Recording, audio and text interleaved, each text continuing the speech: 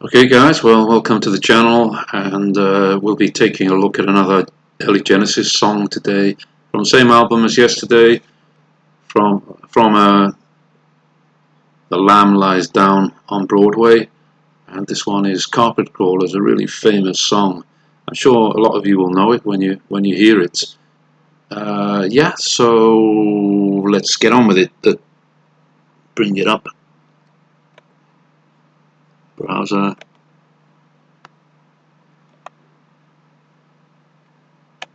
Okay.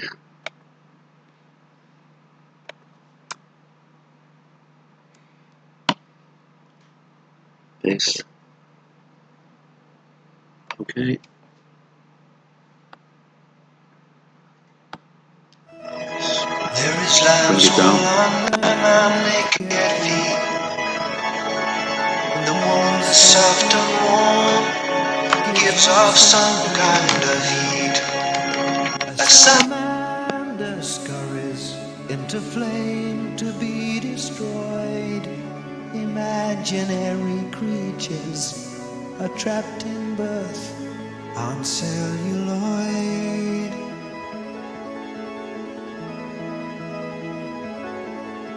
The fleas cling to the golden fleece, hoping they'll find peace.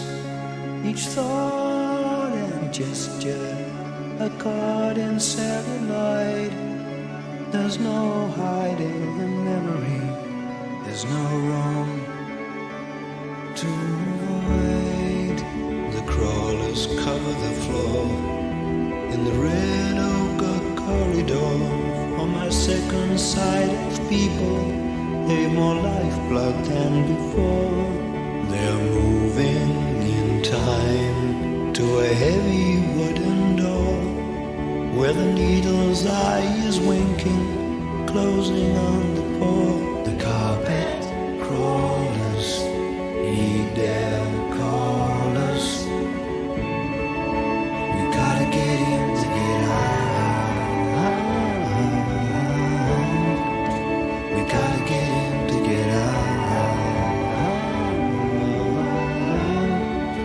We gotta get in to get out. There's only one direction in the faces that I see. It's upward to the ceiling, where the chamber's said to be. Like the forest fight, the sunlight that takes root in every tree. They are pulled up by the magnet, leaving their free. The carpet crawlers heed their callers. We gotta get in to get out. We gotta get in to get out.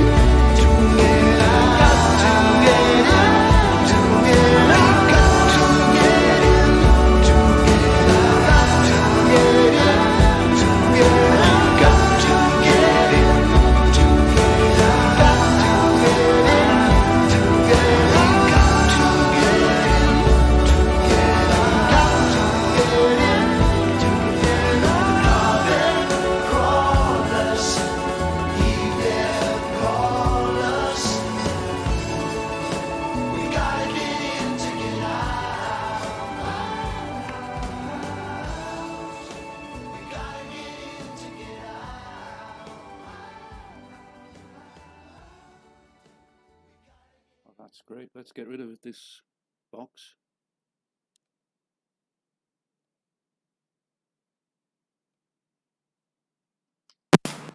Yeah, that's great. Really memorable tune and melody. Um, Once it kicks in, just unforgettable, really. Uh, Let me just say a little bit about the context. It's part of a concept album. When the Lamb Lies Down on Broadway, the Lamb Lies Down on Broadway, and the protagonist, Ralph,